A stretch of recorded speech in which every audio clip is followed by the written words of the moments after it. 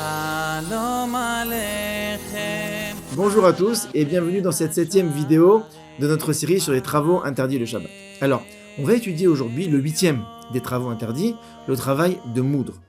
Au Mishkan, on avait besoin de moudre des végétaux pour pouvoir en préparer par la suite des colorants naturels. Il existe donc un interdit de la Torah de moudre du blé pour pouvoir en préparer de la farine ou alors de piler par exemple des noix.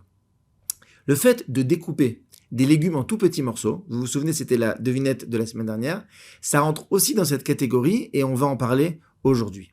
Enfin, on va découvrir ensemble un principe très important qui a quelques applications pratiques. On commence. Shalom Aleichem, Aleichem. Il existe donc un interdit de la Torah de moudre le Shabbat. Moudre par exemple du blé ou d'autres céréales pour en faire de la farine, piler des noix ou des amandes, moudre du poivre ou bien piler du gros sel. De quelle façon est-ce que ce sera permis le Shabbat ? Eh bien, on avait vu en début de série que la façon de procéder a beaucoup d'importance dans les travaux interdits le Shabbat. On va en voir une illustration très pratique.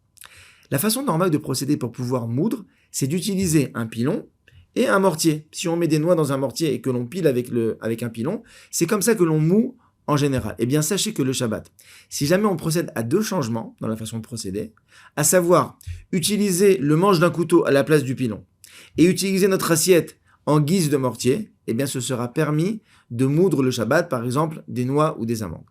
L'explication est la suivante. Le premier changement fait que l'interdit de la Torah se transforme en interdit d'ordre rabbinique. Et le deuxième changement que l'on applique, eh bien, fait que cet interdit d'ordre rabbinique devient complètement permis. Attention, ne pas généraliser ce principe qui doit être du cas par cas, seulement dans les cas qui sont explicites et expliqués par nos sages. On va maintenant répondre à la devinette que l'on vous avait posée la semaine dernière. Alors, effectivement, il existe un interdit de la Torah de couper des légumes en tout petits morceaux le Shabbat. En effet, bien que la façon de procéder soit différente, on utilise un couteau et on ne broie pas à proprement parler avec un pilon, étant donné que la finalité, à savoir couper encore un corps en plein de petits morceaux, est semblable, ça reste un interdit de la Torah, ça rentre dans la même catégorie, ça fait partie de la même famille. Par exemple, c'est interdit de couper un oignon en tout petits morceaux. Dans quel cas ce sera permis ? Eh bien, de la même façon qu'on avait vu ensemble qu'il est permis de trier pour une consommation immédiate, avec d'autres conditions, c'est permis de couper des légumes en tout petits morceaux pour une consommation immédiate. L'explication est la suivante. Lorsque l'on mange, on doit effectuer certaines opérations de tri. Et bien de la même façon, on doit effectuer certaines opérations dans lesquelles on coupe en tout petits morceaux, que ce soit dans notre assiette ou dans notre bouche. Et donc, il est permis de réaliser ces opérations juste avant de manger parce que c'est une façon normale de manger et non pas de réaliser un travail. On pourra donc préparer une salade, tomates, concombres en tout petits morceaux juste avant le repas. On pourra même écraser une banane, par exemple pour un bébé, juste avant sa consommation. Une exception qui est importante, concernant la viande, les œufs ou tous les aliments qui ne sont pas des végétaux, qui ne poussent pas dans la terre comme les fruits et les légumes, eh bien, on aura le droit dans ce cas-là de les couper en tout petits morceaux, même si c'est pour une consommation ultérieure, c'est une petite exception à la règle. Et enfin, dans tous les cas, il sera toujours interdit d'utiliser une râpe ou un ustensile comme celui-là, parce que utiliser ce genre d'ustensile, ça revient à avoir une attitude qui n'est pas shabbatique, c'est un interdit d'ordre rabbinique. On va terminer en découvrant ensemble un principe qui a certaines applications importantes. Alors, il n'y a pas d'interdit, le Shabbat, de moudre un aliment qui a déjà été moulu, ou alors qui a été préparé à partir d'un aliment déjà moulu. Je vais prendre quelques exemples pour préciser les choses. Le pain, la matzah ou des biscuits, ça a été préparé à partir de farine. La farine, c'est un aliment qui est du blé qui a été moulu, et donc, pour cette raison, on a le droit d'émietter du pain, de la matzah ou des biscuits le Shabbat.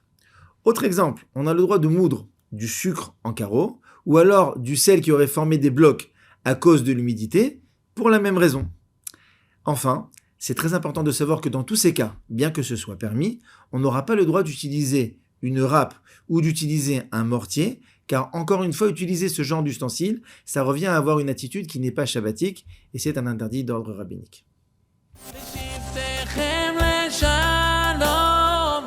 Alors, en résumé, on a parlé de trois notions aujourd'hui. D'abord, on a expliqué qu'il y a un interdit de la Torah de moudre, par exemple de piler des noix ou des amandes, et on a expliqué que lorsque l'on faisait 2 changements dans la façon de procéder, avec le manche du couteau et dans l'assiette, ce sera permis.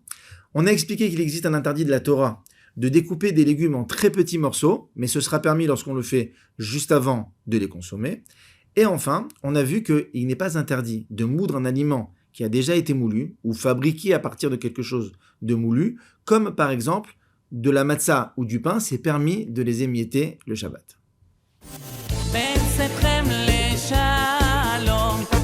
On va terminer avec une réflexion sur un sujet qui est très intéressant.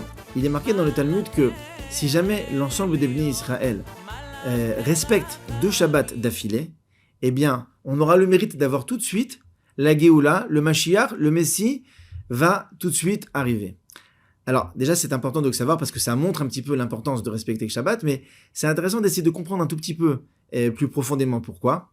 Je vous avais déjà dit dans une des vidéos que le Shabbat, c'est un avant-goût du monde futur. Si on voudrait expliquer ça un petit peu plus précisément, pourquoi le Shabbat, c'est un avant-goût du monde futur ? Eh bien, on est ici sur Terre pour pouvoir réaliser des mitzvot, parce qu'avec le mérite de ces mitzvot, on va pouvoir arriver au monde futur. De la même façon, pendant toute la semaine, on réalise des actions et on se prépare au Shabbat.